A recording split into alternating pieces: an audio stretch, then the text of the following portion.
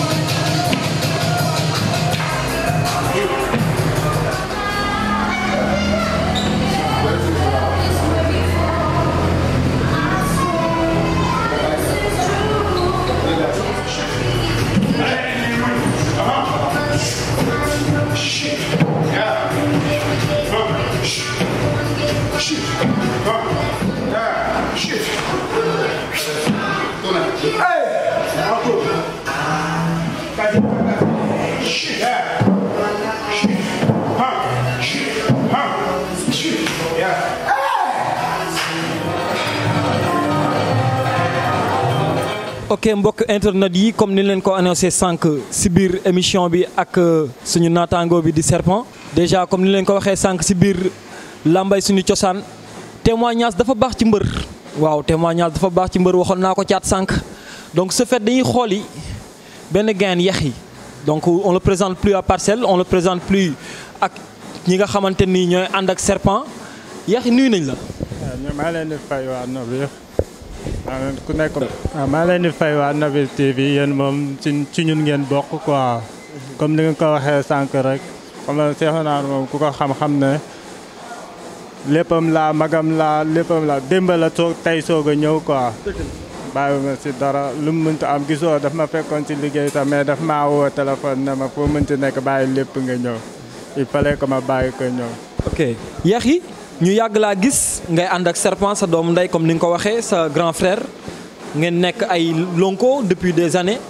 mais dañu seetlu au bout d'un moment combat yu bari gisuñu la si ginnaawam lan moo waral loolu Yaxi. li ma la wax ma ne la maa ngi ci liggéey ba léegi dafay laaj des fois xam nga mbër dafa doy waar bu ñëpp xamee fi nga jëm doo gaaw a yegg moo tax nag il faut que des fois nga xaw a reculer tuuti nekk ci ginnaaw xoolaat mbir yi quoi. parce que buy neex da ngay gis ñëpp mais buy naqari da ngay gis ñi nga nekkal rek ngay nekkal ba léegi mais ñeneen ñu ci des ñëpp dañuy daw comme man du affaire de làmb moo ñu boole parce que moom sama maam moo ñu yar suñu kër yi benn la soo ñu fekkee chaque jour ñooy nekk ay saa yi nag looy gën di màgg jot moorul am mais teewul li ngay nekk danga koy nekk moom bu amee làmb wallaahi azim damay may jékki-jékki génn dem lijjanti lu ma war a lijjanti moom mu nekk ci lu mu war a nekk liggéey man liggéey laa ko sant quoi ñun du ci ñun wala daa am benn problème wala déet adversaire yi ñooy daw léegi làmb soo gisee da ngay naan dafa commencé yàqu parce que taamu yi ñoo bëri booy bi dama lay wax de neexut a ñeme de làmb ji ku bëreek moom da nga koy yëg boo paree doo tal sax wax micro. Yaxi dinañ ñëw ci loolu donc suñ ko déggee bu baax. Yaxi sa diggante ak Serpent mi ngi dem comme ni mu doon demee donc côté visibilité bi yow la neex nga dem làqatu ci ginnaaw télévision yi parce que bëggoo visibilité boobu mais lien bi ngeen amoon yéen a ngi continuer di ko am ba tey mais duñ waxee pour nga defal ñu benn témoignage bu bref ci Serpent lan nga ñuy wax. non Serpent non yow kooku boo toogaloo moom sax doo ko xam apparemment bu nekkee si làmb nii da ngay naan booy bu garaaw affaire fekk xola moom beneen nit la. beneen nit la maanaam c'est-à-dire. maanaam dafa booy bu kuul yaru déggal ay magam déggal ay waajuram wala am benn problème lu mu am bokk ko ñun moom du denc dara lu mu am da koy bokk ñun boo ñëwoon yow mii sax boo ñëwoon ne ko c'est pas li ma sol nii laa soxla dalay naa xaaral ma ñëw bëri na ay yëre yoo xam ne dañuy solante ay yëre su ñëwee damay naan yëre bi da am na ku ma ko jox parrainage. billaahi mais yax yi ñun bu ma dégloo say wax si sa biir wax bu yàgg maanaam depuis bi nga commencé ba léegi maanaam ci côté làmb nangu woo ñëw wax ku ciy serpent parce que yow relation bi nga sekk ak moom amicalement loolu nga ñu wax mais dama bëgg nga wax ñu kan mooy serpent ci làmb ak lan moo tax serpent def année blanche ak maanaam tagg bi nga tagg bëreem ak tagg bi nga tagg serpent lan moo tax serpent def année blanche. maanaam mën bëreem ak lu mu mën lu mu nekk si làmb yéen gis ngeen ko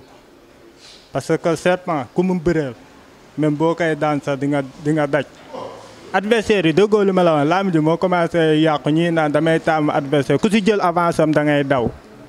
gars yi nañ bàyyi daw bi. may dégg booy yu bëri di naan booy serpent booy bi nekk ci ginnaaw mëri sàngam di wax lu nekk te ku si jàkkaarloo moom bëri na jël na fi ñaari avance combat bi ñu dem ba CNG booy yi rasu adversaire yi rasu ñoon lañu war a waxal ñu bàyyi daw bi te bëreeg booy bi lamb ji suñu bëriwul suñu biir duñu am xaalis. donc ñun ñeen a ko déggandoo yéen mbokk internet yi ñuy seetaan. vu les images yi nga xamante ni am nañ ko léegi duñu leen wax aussi kan mooy serpent donc moom il a fait de bons témoignages ci serpent donc ne serait-ce que ñu laaj la yax yi lan mooy sa mot de la conclusion. man damay sant di gërëm suñuy waajur yi di sant surtout papam Père Ndiouga ak yaayam di sant suñuy waajur yëpp di wax ne gars yi nañ jàpp te baay lépp day baax parce que serpent demagul fenn bu fekkee ne da nga bëgg a ñëw ne bërër rek loolu seen Fall waxoon quoi loo gis dal ndànk-ndànk mais looy bërër rek doo yegg nañ gën a jàpp di sant ñëpp di gërëm ñëpp di baalu àq ñëpp.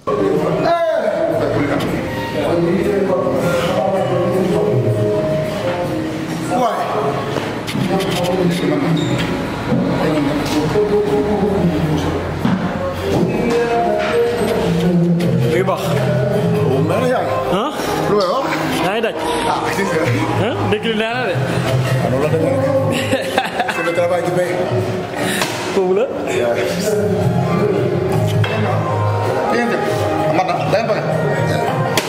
coach mi ngi cool de. waaw mu ngi koy yëg waaw. mi ngi baax waaw mu ngi baax waaw. saa mi ngi koy yëg. waaw saa mi ngi koy yëg. teel leen ko libéré. gaynde la non def na fële def na. yomb de. aywa def na fële. na daj. waaw. na daj.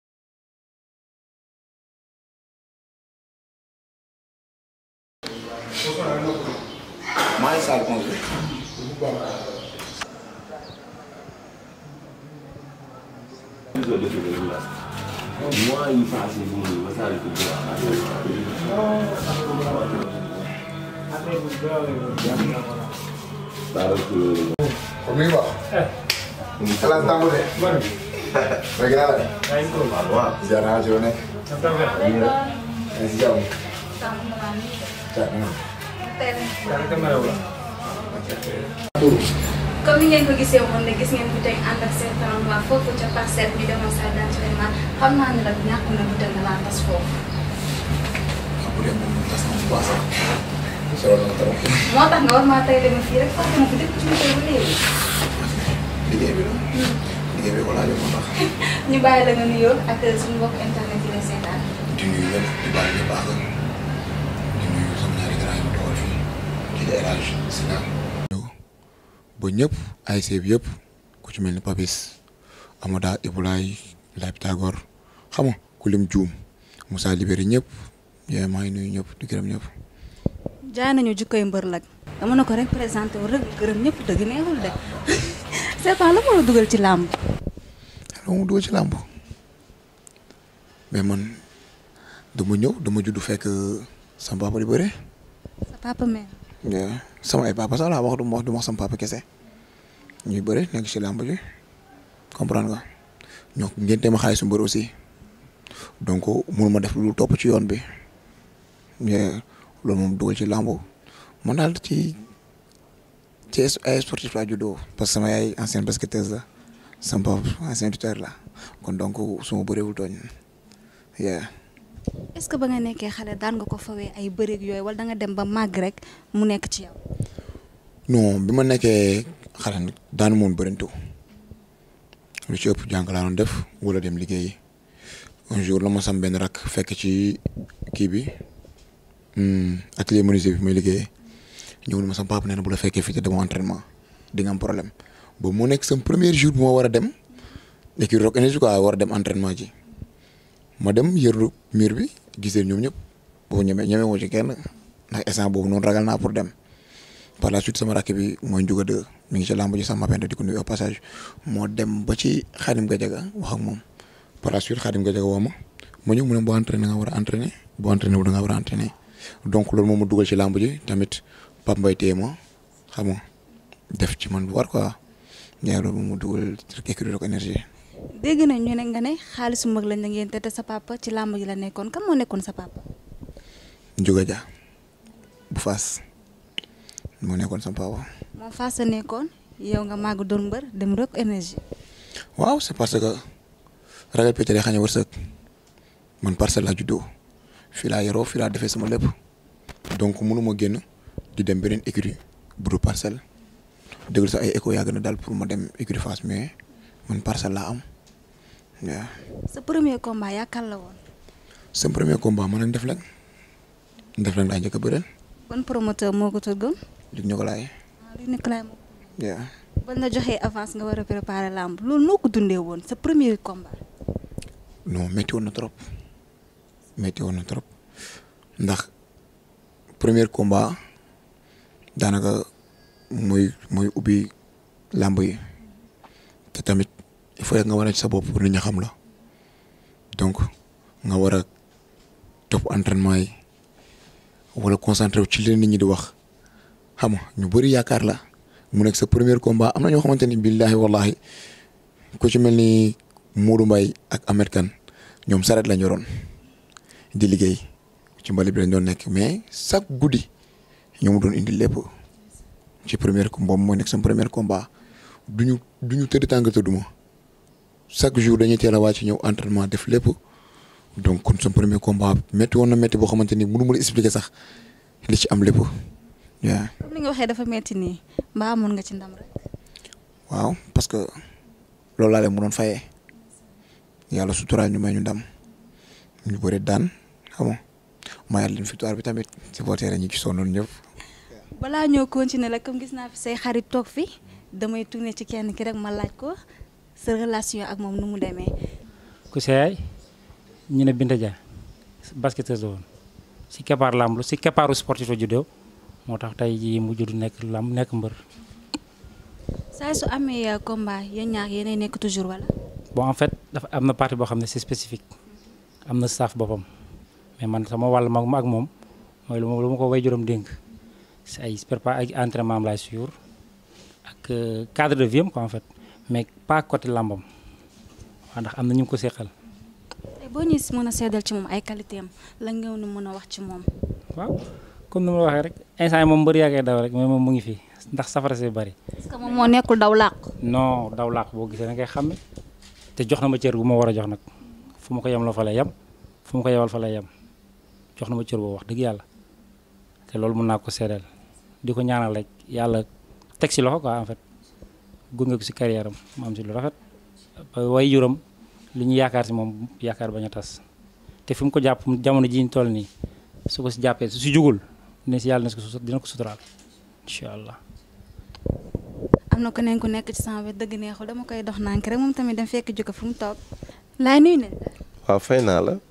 maa yaa ngi ci. maa ngi sant bu baax. yow gis nañ yow Serpent fu mu nekk rek dañ lay gis ci wetam tey la waa Nabir TV ñëwaat fi fekkaat la fi te boo ñuy wax ci Serpent lu tuuti lan nga ñu mën a wax ci moom. ndeysaan tout d'abord maa ngi leen di nuyu di leen jaar bu baax et puis seen invitation bi rafet na trop ni ngeen def yéen waa Nabir TV. waa Serpent nag sama jeune frère la sama xarit la nit ku baax la on s'est connu ici à travers El Hadj gars yëpp ak yeneen xaritam yi ñoom Abou Sow ñooñu et tout ak ñoom Papis donc yàlla def muy fréquenté ma koy gis ci salle muy entraîné chaque jour donc ne mbër la ma suivre ay combat am gis ko et puis mu nekk tamit nit koo xam ne bëgg na li muy def tout le temps muy fréquenté kër gi di fréquenté sama kër di nekk ak ñun ba papaam ci boppam dëgg ay tànkam jóge ba fi mu nekk ñëw fekk si ma waaw xam nga waxtaan ak man wax ma ambition yu mu bëgg ci moom et puis ñu nit ñu pare pour jàppale ko en tant que jeune frère waaw noonu daal la demee. nee nañ mbër dafa xaw a yor tuuti jikkoy saay-saay tey ji boo ñuy wax ci moom défaut lan nga ñu mën a wax ci moom. waaw benn défaut laa gis ci moom te je me dis pas défaut mooy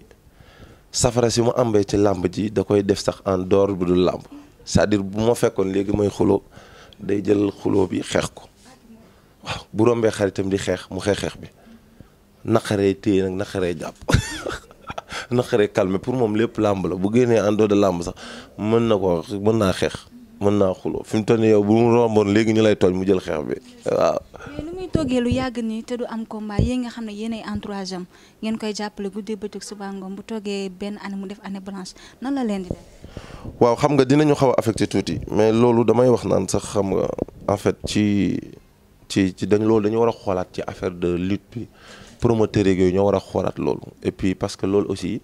war nañ trouver beneen stratégie du moom kese je parle au nom de tous les lutteurs parce que dama ko seetlu ci làmb ji c'est-à-dire man je me dis que maintenant il est temps que écurie yi ci boppam ñi nga xam ne ñooy leaders yi ñu war a jël initiative di tëgg combat yi comme MMA yi ni muy amee di ko tëggal seen waa écurie ñuy mën a bëre ndax ñoom ñooy ñii fay cachet millions yi 100 millions yeeg yooyu donc parce que promoteurs yi xaalis la ñuy wut moom am na fi ay combat multi-reprises affaire yi échec te mbër dafa métti xam nga te dafa bëgg a dimbale papaam ak yaayam et puis am jom di entraîner pendant 1 an du am combat kon il est temps nag il faut gars yi changer stratégie bi ñu xool xam nga pour mën a xoolaat beneen système de travail quoi wax dëgg xam nga peut-être gars yi nekk ci kaw di fay ko ñuy tëgg seen écurie yi ndaw yi xam nga gars yi di bëri peut-être bon loolu c'était une idée boo xam ne bëggoon naa ko jàllale à travers loolu ñu xool comme ça peut-être bu promoteur yi dawee y aura peut-être gars yi daal di ñëw jàpp ci si. tey lan nga ñu mën a wax ci moom loo xamante ne neex na la ci ki nga xamante ne mooy Serpent. waaw mooy maanaam oyofam ak baaxam mooy bu ma la wanoon sama téléphone chaque jour dama koy jël di ko publier day xëy di fecc làmb suba ba jant so man damay xëy di ma bëggal di fecc rek waaw day teg ay morceau làmbam xam nga ndeysaan di ko fecc ay njuk suba ba jant so nga xam ne kii deretu làmb ji mu ngay daw ci yaram ba léegi parce que ni mu bëggee fecc bëgg ambiance gisoo bu Modou Lo di bëre moom mooy ne ci kanam moom mooy gën a fecc que ñëpp voilà donc voilà gisuma ci moom loolu daal laa gis ci moom nit ku baax waaw franchement quoi. merci. Serpent ginnaaw bi nga dégloo ñi nga xamante ni ñoo nekkoon say témoin ñu wax ci yow lu rafet lan nga ciy sànni. ñi moom dama leen bàyyi suñu borom El Hadj ak Grand Laye parce que ñoom ba ma leen fekkee cité ba léegi bañ jàppee bàyyiwuñu surtout El Hadj ak Laye ñoom ñaar ñëpp xaaruñu ma abonnement ci salle xaaruñu ci lekk xaaruñu ma ci dara lépp dañuy def donc man pour ma wax si ñoom sax day xaw a metti day ñaanal yàlla mi nga xamante ni dara tawu ko yàlla na suñu borom fayal boppam. yaa jour ba nga njëkkee combat nga am si defet sa diggante yaakaar la woon. man ak Pam Doy Fass. ba ngay dem amoon nga yaakaar. bu baax. léegi ba defet ba ñëwee nan nga ko dundee ak sa entourage. moo sant yàlla parce que mun naa ne defet la du defet yaa ndax làmb ji bu dee bëre maa bëre bi bu dee xeex maa xeex bi. kon ci la daanee comme yaa bëre yaa xeex. waaw xam nga tey làmb da ngay toll foo xamante ni nii da ngay dem ba yaakaar ni sa waay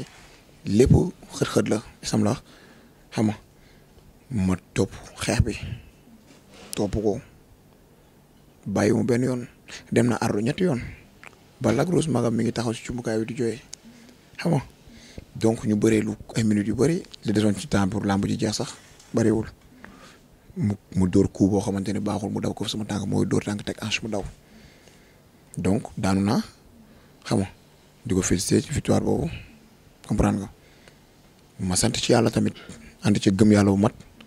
ñi ma àndoon supporter yëpp ñëpp encouragé ma xam nga kenn meru ci donc ñëwaat yokkaat suñu liggéey waaw. à part kooku kan moo la daanaat ci làmb. à part kooku Jawdin moo ma daan xam nga la moo gën a métti ci àdduna mooy mbër boo xamante ni day dem pour dem di xooli adversaire am man su ma la waxee ñi ma bëri ñëpp mosuma si teg kenn bër ngeen waxu dëgg à part signature contrat la ñu daje man amul benn avance boo xamante ni nii day dugg si ci biir kër gi di génnaat léegi bu avance dugg si woon moom la ñu añee. bàyyi ma nga naan avance bu ñëwee dañ koy ay mu yaay daw. billaahi wallaahi du ma koy daw Parcelles laa juddoo xam nga man sa waay ku njuga jajur mënoo nekk ragal wax ma dox caaxaan de xëy na nga xamul moo tamit bu duggoon Fass nga xam lépp moom lépp tey waa Fass parce que di nuyu passage mbir yi nekk Fass yëpp tey ku ci doon dem lamb boo àndul ak njuga sa lamb du neex donc man fit dama ko judduwaale doon na ko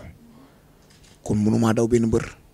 est-ce que mbër yi jàppuñ ne li ngay fecc ci làmb gi di ànd ak Modou Lo di nekk ci kanam di rëm-rëm itam maa asugay moo tax ñu xaw la ragal xam ne carrément kii buñ ko jëlee dañ koy daan wala kii mbëru fecckat la comme ni ma wax daw laa ko.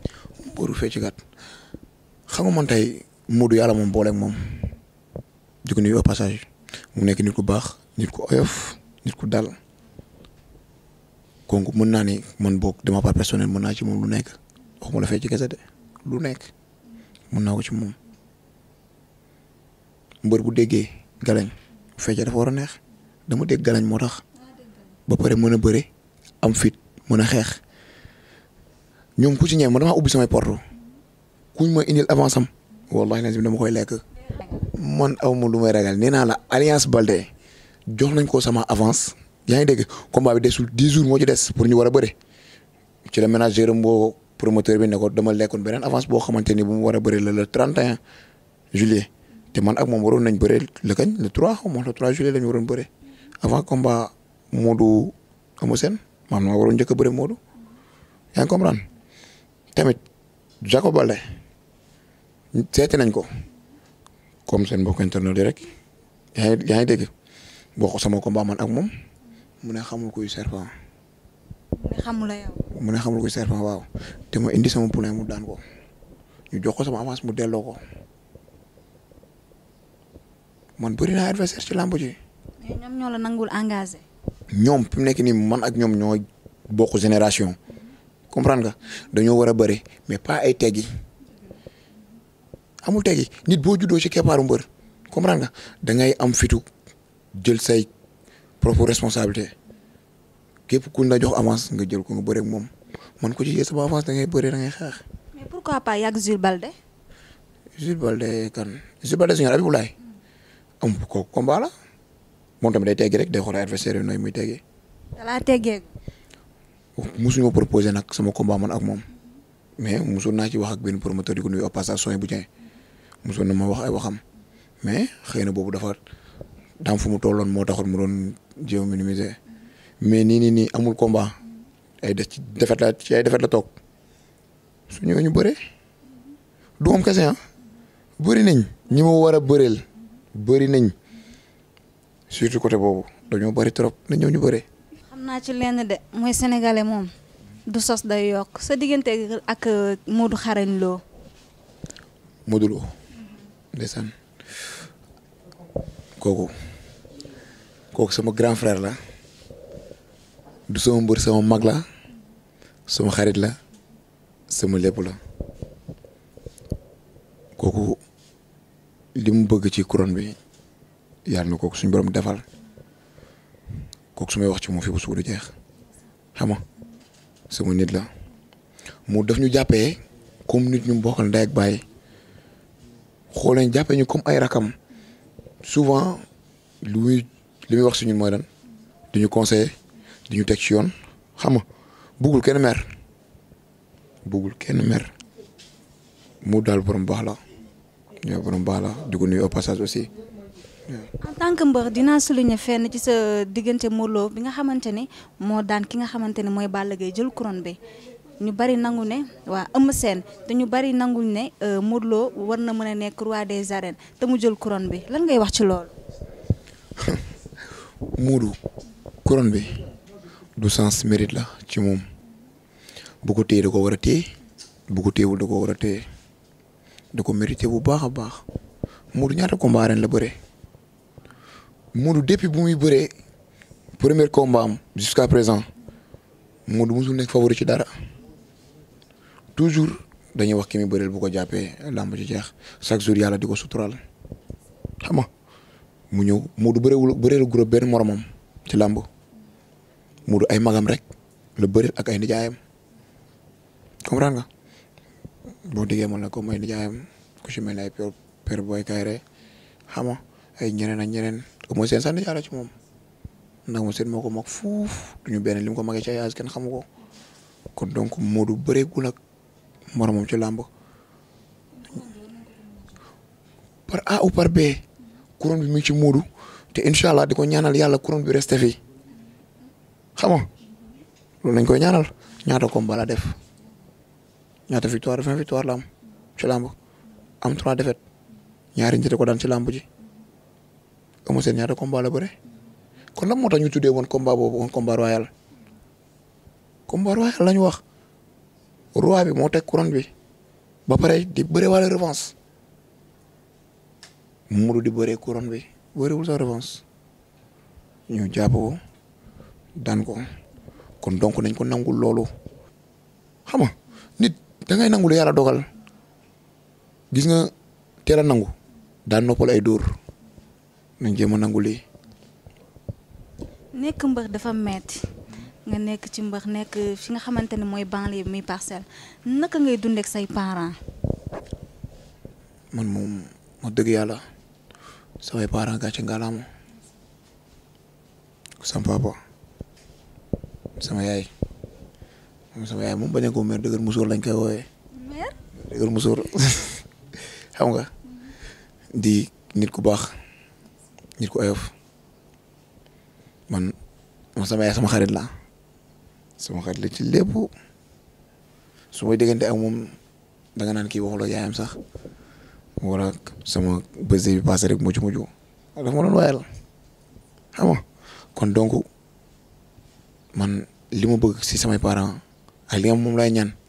mooy yàlla na suñu borom bàyyi ba nu gis sama njëriñ te incha allah ci kàttanu yàlla bientôt yàggatul dara di naan ku sonn ci ku yàgg ci déedéet. dégguma olof. am na nu ko Youssou Ndour waxee woon na. ku yàgg si teen baat fekk la. ba fekk la wax xaw ma lan waaw ku yàgg ci coono xaw ma lan yàgg dina mës a nekk baal ne xaw ma lan la ko bàyyee woon noonu ba bàyyi mu ngi noonu te incha allah ci kàttanu yàlla dina ñëw bu baax a baax sama famille ñëpp jàmm laa seex ak ñoom ñëpp nag seen papa bu toogoon fii di waxtaan ak yow doo ñëpp da ngay reetaan bu mu fi jógee sama yaay aussi la même chose moo dëkk ak samay rakk tamit ku ci mel ne Ndeye Mati moo ngi say Saint-Louis aw di mu ngi say Golf di nuyu au passage Adja ñoo fa des sama rakk yi de ñaanal yàlla may leen gudd fan ak wér ba ñu topp xam nga seen tànku mag yi man ñëpp jàmm laa seq ak ñoom kenn ki moom xam nga kooku kenn la ci man moom tamit mooy ma benn Ndiouga 2 di ko nuyu au passage kooku sama nit la sama complice la sama lépp la sunu kër ba mu daj moom moo fay sama xarit. sa diggante ak Papis. non du ma ñëw ci du ma diggante ba Papis parce que am na koo xam dama ko fàtte sama mag la Cheikhou di ko nuyu au passage aussi xam nga di ko ñaanal yàlla gudd fan ak wér lépp lu mu bëgg lu mu bébét ci liggéeyam moo ko xam yàlla na ko suñu borom defal xam nga di nuyu kër gi ñu taxalool aussi ku ci mel ni Père Aziz. mbër de laa toogal tey lay nuyu Sénégal njaagi ñëpp. du mbër nga toogal parce que yaa ma laaj ci sama famille man sama famille nekkul sama kër kese parce que bu dee sama kër kese kon mënoon naa génn ci page boobu mais dafa am ñoo xamante ne nii ñoo dëkk ñu dëkk ak man dëkk bu rafet xam nga mosuñu ma yenn safaan wallahi lazim mooy ki ma expliqué léegi ku ci mel Père Aziz Fambaye Nay Mari Ngom ak seen waa kër yëpp man ki yor sama cumukaay ci kër googu la dëkk te ñoo taxaloo beneen kër gi nekk sama càmmoñ ñoom mère Ndege bu ma amee combat ñoom ñëpp ay génn mère dootu am jàmm di nuyu ñëpp dañu ne bàjjenu gox tan caba Samb mooy bàjjenu gox bi di jël nuyoo di ko teg ci kawam ci loxoom xam nga di ko jàllale ñëpp di sant Jabel Gueye aussi ñoom ñëpp su ma amee combat du ñu sawaay mooy loolu yal na yàlla def jàmm rek. nee nañ mbër bu réew nga da ngaa réew. ka wax loolu. wax nañ ko de nee nañ da ngaa réew. yow xam nga yow lu mooy problème yow lu gars yi dul wax yow yaay ñëw fii di am looy expliquer. non sérieux dañu ko wax nee nañ serpent noir dafa réew. non réew ma nag mu dëgg yàlla réew ma aw ma ak problème ak kenn aw ma ak kenn xar ma yàlla isam la man ñëpp jàmm laa seex ak ñoom. kon sa wax moo réew. ah peut-être ñoom mën nañ gis loolu ñoom mën nañ gis loolu. mais xam nga ne da nga réew. non ma réew ma. serpent da nga réew. waa ana réew. ñëpp xam nañ ne da nga réew. non même pas. serpent gis nañu Ama Baldé ku ko seeti wala plateau bu mu dem buñ ko tiimee micro bi day wax ci Modou Lo moom Modou Lo dafa am benn règlement de compte bu ñu war a régler ñoom ñaar wala lan la seen diggante ñoom ñaar. règlement de compte man ak Ama Baldé la parce que Ama Baldé dafa bëri wax. yaa ak Ama Baldé règlement de compte. kooku mënul règlement de compte ak Modou Lo jamais kooku dafa bëri wax Ama Baldé bàyyil wax ji góor da ngay nekk góor yàlla nga liggéey lu la war a mën a may nga bëreeg Modou lamb la nag on sait jamais xam nga mën nañ bëre ren mën nañ bëre déwén mën nañ bëre mais nag liggéey nit doo ko topp rek siñ ko fang Ama dafa bëri wax man xaw ma dafa am lu koy wax loo xaw ma buy wax du ànd ak sagoom xaw ma lan man lu may wax ragalu ma ko parce que laa dëgg Ama tëjee sa gémmiñ ci Modou nga dem nga liggéey moo gën Modou talu ko du sax toog boo wax ay waxam. pourtant ñoom ñaar ay adversaire adversaire ci lu leen def adversaire ci làmb lan moo leen def adversaire ci làmb. Ama Baldé mënut a bëre fi ne nii moom. Ama Baldé war a mën a bëree ñeneen comprendre nga bu dee ci palmarès Modou ko gën a riche palmarès. isam la dafa bëri wax Ama Baldé fu ko gars yi këpp micro man seen mbokk internet yi rek laa jéppee de ndax ñoom sawaay ku ñu dem prib dib rek dem këpp Ama Baldé micro mu yore làmb ñoom bi rek di wax di ratatati làmb bis bu leen boole ñoom ñaar dañuy bëree isam la ndaxte moom ak Modou ay génération lañ moom tapet la tapet moo tax muy tegee adversaire. kon Ama Baldé. ragal la. jàkkaarloo ma nga ko. man dama am lu may ragal Ama Baldé tapet la tapet moo tax muy tegee adversaire Ama Baldé ñaata adversaire la am ci làmb ji ñaata adversaire kan la wax ma ko Tapha Tine la Gris Bordeaux Bombardier nga mbokk ak waa Guédiawaye daw laaxu sa combat la dëgër de war a mën a taxaw nga ñëw ni sam papa waxoon na ma dégg nañ sam papa waxoon na ma bëre ak moom ay léeg-léeg gis nga nit góor da ngay nekk góor yàlla Ama Baldé mbër la champion la mais dafa bëri wax te góor du bëri wax nit da ngay jëf lu bëri wax lu ndaw góor yàlla du bëri wax te man je m'adresse à lui Ama Baldé laa waxal kon donc na bàyyi wax ji Modou talu ko bis bu leen lamb boole ñoom ñaar dañuy bëri ala kullu al ay génération lañ Modou mageewu ko centime mageewu ko dara wax naa la ko sànq dana la Modou ay magam rek la bëreel bëreegul ak ay moromam ci làmb xam nga te sax man d'ailleurs ku ma waxal sax waxu Ama Baldé doon mën a tontu ndax Ama Baldé mooy loolu noonu. mooy loolu c'est-à-dire. mooy loolu quoi wayul. non du nit ko way. Ama Baldé def lu rëy ci làmb ji di bëre macha allah ku mu bëree am ndam ci sa kaw nga ne Ama Baldé wayu. Ama Baldé kan la bëreel lu mu war a mën a tax ñu ne kii mbër la. non champion ngay wax mooy yaakaar waa Pikine. waay Pikine bëri nay mbër de ñaata mbër ñoo nekk Pikine. bari na mais Ama Baldé waa Pikine dañ ko jiital bëgg ko. da nga naan Ama Baldé moo ci gën a bëri wax moo ci gën a bëri wax loolu ngay wax ndax moom fu ko wax fekk day wax donc da ngay bàyyi sa wax ji Ama Baldé bëri na ak Papa Sow yàlla may ko ndam na bëre Yékini Junior moo Yékini Junior combat la moog Reug Reug ñoo tolloo combat lu tax mënu jëre rek mais nga 13 combat nga am comprendre nga dafa go fi preuve wane go fi preuve Modou daan na Gris Bordeaux Modou daan na Lac de Guiers numéro 2 Modou daan na keneen ak keneen donc ñu ñëpp ay adversaire wu Ama Baldé lañ donc Ama na jéem a xool nu mu war a mën a bëreeg ñooñu ba pare soog a ñëw nag bis bu làmb yàlla dogalee seen diggante moom ak Modou dañuy bëre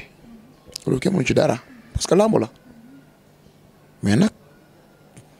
tëj sa gémmiñ. mais yow lii xanaa da nga ko dencaloon Ama Baldé. Ama Baldé denc lu ma ko dara wallahi lazim bu taxawoon fii nii dama ko koy wax. billahi wallahi mu lu ma ragal a wax nit toog fay jooy Ama Baldé bu ñu doxoon daje léegi mu ne Modou benn ma ne ko fukk. yow daal yaay tontu Modou. pas yaay tontu Modou sax mais imagine toi Modou dafa nekk ruxam jàpp ñàmbaram Modou bi mu daanee Eumeu Sène lundi bi daa dem entraîné ji parce que Serigne Babacar Sy wallahi lazim dafa dem entraîné ji boolewul dara ak wax bis bu leen làmb boole na ñoom ñaar dañuy bëre nice incha allah yàggatul mu ci jéego yi mu ci tànk yi nan di wane preuve rek bu wane preuve rek incha allah ñoom ñaar dinañ bëre te bu suñu bëree rek lépp leer waaw mooy loolu quoi. dégg nañ ay rumeur sa diggante yow ak Ndeye Sy te du rumeur sax la lu am la lu dëgg la leeral ñu ci foofu tuuti rek. Ndeye Sy ban. Ndeye Sy meen